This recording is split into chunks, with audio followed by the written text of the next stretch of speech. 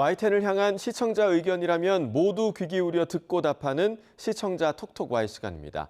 오늘 주목한 시청자 의견을 AI 앵커 Y고가 소개해드립니다. 지금 바로 만나보시죠.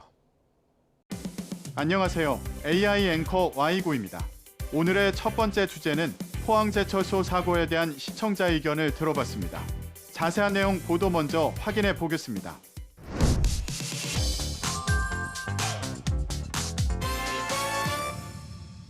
포스코 포항제철소에서 배관 청소를 하던 노동자들이 가스에 중독돼 3명이 심정지 상태로 병원에 이송됐습니다. 얼마 전 포항제철소에서 노동자들이 가스에 중독된 사고를 전하며 지난 사고들을 짚어본 보도가 있었습니다. 경북 포항에 있는 포스코 포항제철소입니다. 이곳에서 배관 찌꺼기를 청소하던 노동자들이 가스를 마셔 쓰러진 건 오후 1시 40분쯤입니다. 일산화탄소가 원인인 것으로 추정되는데 모두 6명이 정신을 잃었습니다. 앞서 지난 5일에도 설비 점검하던 협력업체 직원들이 불산으로 추정되는 가스를 마시고 1명이 숨졌습니다. 이번 사건에 대한 상황 설명과 지금까지 일어났던 노동자 사망 사고를 지적하며 대책이 필요함을 짚은 보도였는데요. 포항제철소에서 발생한 가스 중독 사고를 보도했는데 포스코가 그동안 발표한 재발 방지 대책이 구체적으로 무엇인지에 대한 설명이 빠져 있어 아쉬움이 남았다는 시청자 의견이 있었습니다. 시청자 톡톡아이에서 포스코에서 발표했던 재발 방지 대책에 대해 살펴봤습니다. 포스코 광양제철소에서는 이번 사건뿐 아니라 지난 7월 집진기 배관 해체 작업 과정에서 구조물이 붕괴해 작업하던 2명이 추락, 1명이 숨지고 1명이 다친 사고가 발생했으며 건설 계열사인 포스코 ENC에서도 잇따라 인명사고가 났습니다. 사고 이후 포스코는 지난 8월 그룹 안전 특별 진단 TF를 신설하고 안전 전문 자회사 포스코 세이프티 솔루션을 설립하는 등 안전 혁신 체계를 강화했는데요. 기존 임원 중심 회의를 현장 토론형 회의체로 바꾸고 임원 전원이 사고 현장을 찾아 원인 분석과 대책을 직접 논의하도록 했습니다. 이를 통해 각 현장의 위험 요소를 점검하고 실행 가능한 개선안을 마련했는데요. 또한 안전관리 혁신 계획에 장학사업과 유가족 지원 등을 수행하는 산재가족 돌봄재단을 설립하는 방안을 검토하겠다고 밝혔습니다. 그리고 안전보건 조직을 본사 중심에서 현장 중심 체계로 개편했는데요. 건설안전연구소와 스마트안전기술그룹 등을 통합해 재해 원인 분석, 제도 개선, AI 기반 기술 개발이 동시에 이루어지는 관리 체계를 구축했습니다. 또 AI 기술을 활용한 스마트 안전관리 시스템도 확대했는데요. 영상 분석을 이용한 개고보 덮개 해체 감지, 지게차 접근 알림 시스템을 50여 개 현장에 적용하고 스마트 플랫폼을 통해 위험 감지와 데이터 관리를 통합 운영하고 있습니다. 다음으로 시청자 톡톡아의 두 번째 주제는 RSV에 대한 시청자 의견을 들어봤습니다. 어떤 내용을 담고 있는지 이어서 확인해 보시죠.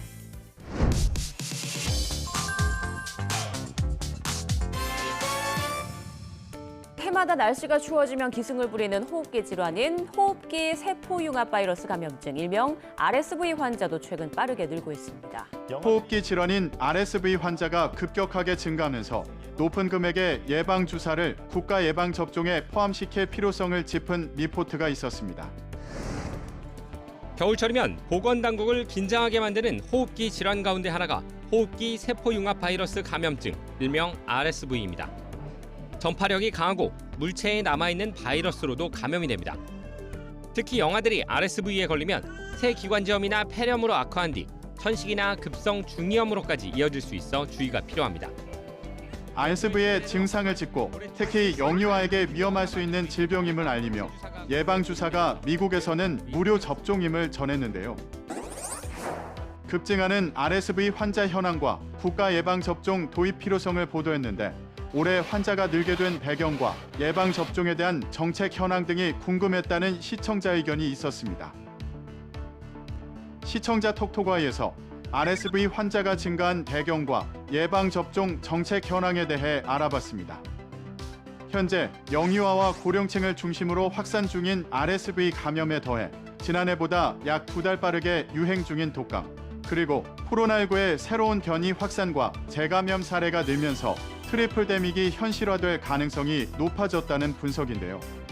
전문가들은 코로나19 팬데믹 기간 동안 마스크 착용과 거리 두기 등으로 RSV 노출이 줄어들면서 사회 전반의 면역 수준이 낮아진 상태라고 지적합니다. 이러한 면역 공백으로 인해 올겨울 RSV 유행이 예년보다 더 빠르고 강하게 나타날 가능성이 높다는 분석입니다. 이런 상황에 정부에서도 RSV 예방 항체 주사 관련 논의가 이뤄질 전망인데요. RSV 예방 항체 주사의 국가 예방 접종 도입을 위한 논의는 지난 9월 개최된 영유아 호흡기 감염병 관리 방안 개선을 위한 정책 토론회에서도 이뤄진 바 있습니다. 토론회에서 질병관리청 손영래 의료안전예방국장이 영유아 RSV 예방 항체 주사의 도입 여부를 놓고 새로운 카테고리로서 국가 예방 접종에 포함시키는 방향으로 신중히 논의 중이라고 밝혔습니다. 최근 진행된 국정감사에서도 RSV 예방 항체 주사를 국가 예방 접종 사업의 우선순위로 포함시킬지 여부도 검토할 계획이라고 밝혔습니다. 마지막으로 오늘 시청자 톡톡아의 세 번째 주제는 캠핑 용품 사망 사고에 대한 시청자 의견을 들어봤습니다. 이어지는 내용도 지금 바로 만나보시죠.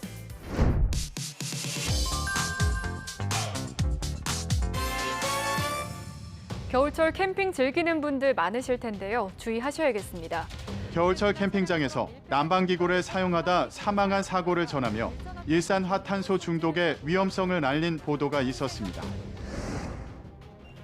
일산화탄소는 색도 냄새도 없어 침묵의 살인자로 불립니다. 몸에 들어오면 산소 운반을 막는 피 속 헤모글로빈과 결합해 산소 공급을 방해합니다. 한국가스안전공사 실험에선 밀폐된 텐트에서 휴대용 가스 난방기를 켜자 15분 만에 일산화탄소 농도가 1600ppm까지 치솟았습니다. 색도 냄새도 없는 일산화탄소가 중독됐을 경우 얼마나 위험한지 구체적으로 알리고 겨울철 캠핑 시 주의할 점을 짚은 보도였는데요. 겨울철 차박과 캠핑이 늘면서 일산화탄소 중독 사망 사고가 잇따르는 상황을 경고한 보도였는데 관련해 캠핑 난방기구에 안전 규정이 있는지 궁금하다는 시청자 의견이 있었습니다. 자세한 내용을 보충하기 위해 시청자 톡톡아에서 캠핑 난방기구의 안전 규정을 정리해봤습니다. 겨울철 난방용으로 각광받는 무시동 히터와 에탄올 화로는 올바르게 사용하지 않을 경우 치명적인 사고로 이어질 수 있어 조심해야 하는데요. 이에 산업통상자원부 국가기술표준호는 두 제품에 대한 안전기준을 마련하고 관리체계를 강화하기로 했습니다. 무시동 히터 안전기준 제정안에는 열교환기 누설 및 물통로의 내압 등을 규제하는 내용이 담겼는데요. 연소 시 발생하는 일산화탄소 농도 허용 기준은 0.1%, 온풍 온도는 150도 이하, 매연 농도는 4 이하로 각각 제한했습니다. 이는 UN 유럽경제위원회의 무시동 히터 안전 규정을 준용한 것인데요. 전원 공급 안전장치와 과열 방지 안전장치에 대한 기준과 함께 다양한 환경 변화에 따라 부품의 변형이 없고 작동에 이상이 없어야 한다는 기준 등도 함께 마련됐습니다. 에탄올 화로 역시 감성 캠핑 아이템으로 큰 인기를 끌고 있는데요. 에탄올을 연료로 사용하기 때문에 사용 중 연료를 보충할 경우 화재 위험이 크고 제품이 넘어졌을 때 연료가 유출되면서 불길이 확산될 가능성이 높습니다. 이러한 사고를 예방하기 위해 국가기술표준호는 에탄올 화로의 쓰러짐 방지 설계와 사용 중 연료 보충 방지 구조 등을 포함한 안전 기준을 올해 안에 제정할 예정인데요. 시행은 1년의 유예 기간을 거쳐 2026년 내로 이뤄질 계획이라고 합니다. YTN 방송의 부족한 부분을 채우는 시청자 톡톡아이 시간. 다음 주도 다양한 시청자 의견과 함께 돌아오겠습니다.